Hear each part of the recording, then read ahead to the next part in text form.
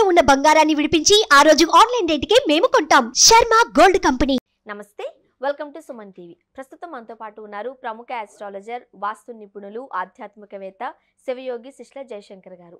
నమస్తే గురుగారు. మా ఆయుష్మతి భవ. గురుగారు, మనం ప్రతి నెలలోనూ పౌర్ణమిని చూస్తూ ఉంటాం. బట్ ఈ 24న వచ్చేది మాఘ పౌర్ణమి అని వింటూ ఉన్నాం. మాఘ పౌర్ణమి విశిష్టతను తెలియజేస్తారా? అసలు మాఘమాసం అంటేనే చాలా విశిష్టమైన మాసం. ప్రతిరోజు మంచి రోజే అంటారు. ప్రతిరోజు మంచి రోజే, ప్రతిరోజు పరమ పవిత్రమైన రోజు. ఎందుకంటే మాఘమాసం సూర్యుడికి విశేషం, గణపతికి విశేషం, ఏంటి అన్ని రకాల సర్వదేవతలకి, అమ్మవారికి విశేషం. అమ్మవారి రాజశ్యామల నవరాత్రులు అవుతాయి. ఏంటి ఇట్లా సర్వదేవతలకి ఇష్టమైన పరమ పవిత్రమైన మాసం ఈ మాఘమాసం. దీన్ని మహామాఘి అని కూడా అంటారు. మహామాఘి అంటారు. ఓకే. ఈ మహామాఘి అనేది అంటే నార్త్ ఇండియాలో మహామాఘికి పెద్ద పెద్ద ఉత్సవాలు చేస్తారు. ఒక పెద్ద పండుగలాగా ఆచరిస్తారు. చాలా పండుగ మహామాఘి అనేది చాలా పెద్ద పండుగ. నార్త్ సైడ్ ఏంటి, సౌత్ సైడ్ ఏంటి. ఇక్కడ సౌత్ ఇండియాలో విశేషంగా పూజా అనుష్ఠానము ఇవి ఉన్న వాళ్ళు బాగా ఎక్కువగా చేస్తారు. మామూలు వాళ్ళకు ఒకటే తెలుసు, మాఘ పౌర్ణమి. చాలామందికి ప్రతి పౌర్ణమికి కూడా లలితా సహస్రనామ స్తోత్ర పారాయణ సాయంత్రం పూట పాలల్లో చంద్రుడిని చూస్తూ లలితా సహస్రనామం పారాయణ చేసుకునే ఆనవాయితీ మన రెండు రాష్ట్రాల్లో చాలామందికి ఉంది.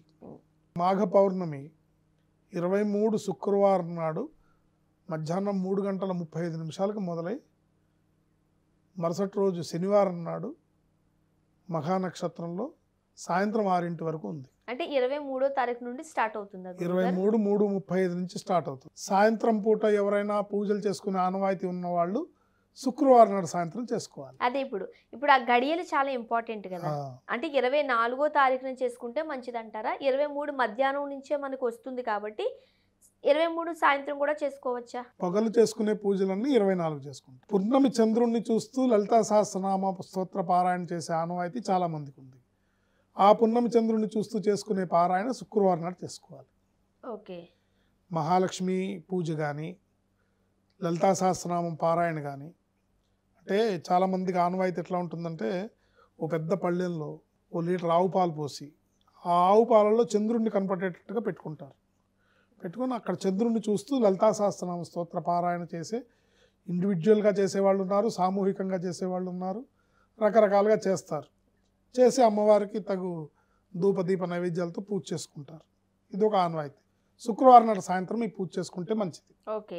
ఇక శనివారం నాడు మఖా నక్షత్రం నిండు పౌర్ణమి శనివారంతో కూడుకొని వచ్చింది కాబట్టి వెంకటేశ్వర స్వామిని ఆరాధించడం చాలా ఉత్తమం, చాలా విశేషమైన ఫలితాలను ఇస్తుంది. అవకాశం ఉంటే తిరుమల వెళ్ళి వెంకటేశ్వర స్వామిని దర్శించుకోవచ్చు. అవకాశం లేకపోతే మీకు దగ్గరలో ఉన్న వెంకటేశ్వర స్వామిని దర్శించుకోవచ్చు. ఏంటి పౌర్ణమి విశేషం. శనివారం నాడు మఖా నక్షత్రం, మహామాఘి, అందులో పౌర్ణమి నక్షత్రం కూడా బాగా కలిసి వచ్చింది. అందుకని వెంకటేశ్వర స్వామి దర్శించడం విశేషం. చాలామందికి ప్రతి పౌర్ణమికి సత్యనారాయణ స్వామి వ్రతం చేసుకునే ఆనవాయితీ ఉంటుంది. అవును, చాలా మంది చేసుకుంటారు. సో ఈ మాఘ పౌర్ణమి విశేషం. ఒకవేళ మీరు సత్యనారాయణ స్వామి వ్రతం చేయగలిగిన ఆర్థిక స్తోమత ఉంటే, అంటే మీ ఆర్థిక స్తోమతకు తగ్గట్టు అందరినీ పిలిచి గ్రాండ్గా చేసుకోవచ్చు, లేదా సింపుల్గా మీరు మీ భార్య మీ కుటుంబ సభ్యులు కూర్చొని సింపుల్గా కూడా చేసుకోవచ్చు. ఇలా సత్యనారాయణ స్వామి వ్రతాన్ని ఆచరించడం చాలా ఉత్తమమైన ఫలితాలను ఇస్తుంది. ప్రతి పౌర్ణమికి సత్యనారాయణ స్వామిని వ్రతం చేసుకునే ఆచారం ఆనవాయితీ ఉన్నవాళ్ళు చాలామంది ఉంటారు.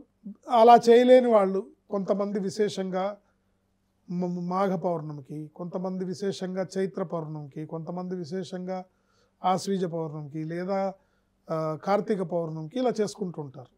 మాఘ పౌర్ణమికి చాలా ఎక్కువ మంది చేస్తారు. ఎందుకంటే మాఘమాసం సూర్యభగవానుడికి సంబంధించింది కాబట్టి ఈ సత్యనారాయణ స్వామి వ్రతం చేసుకోవడంలో అక్కడ నవగ్రహాలని, అష్టదిక్పాలకుల్ని ఆహ్వానిస్తాం కాబట్టి మాఘ పౌర్ణమి రోజు సత్యనారాయణ స్వామి వ్రతం చేసుకుంటే మీకు సంవత్సరానికి సరిపడా గ్రహశాంతి ఏర్పడుతుంది.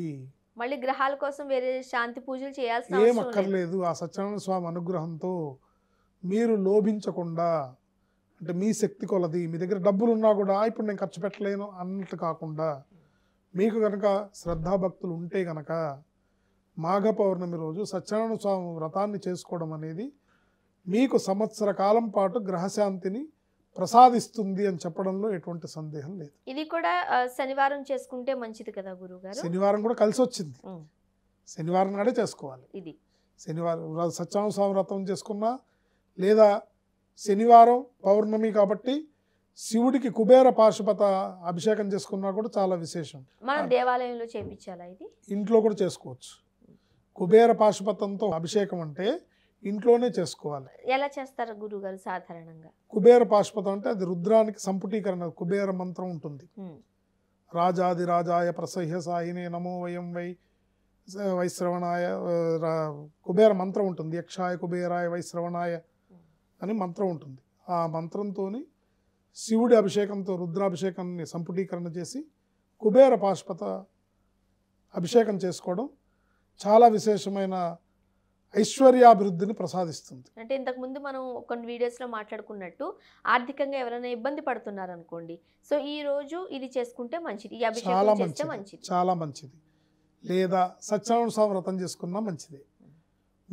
మీ ఆసక్తి, మీ భక్తి, మీ ఆర్థిక స్తోమత, మీకు సత్యనారాయణ స్వామి వ్రతం చేసుకుంటే బాగుంటుందని మీ మనసుకు అనిపిస్తే అది చేసుకోండి.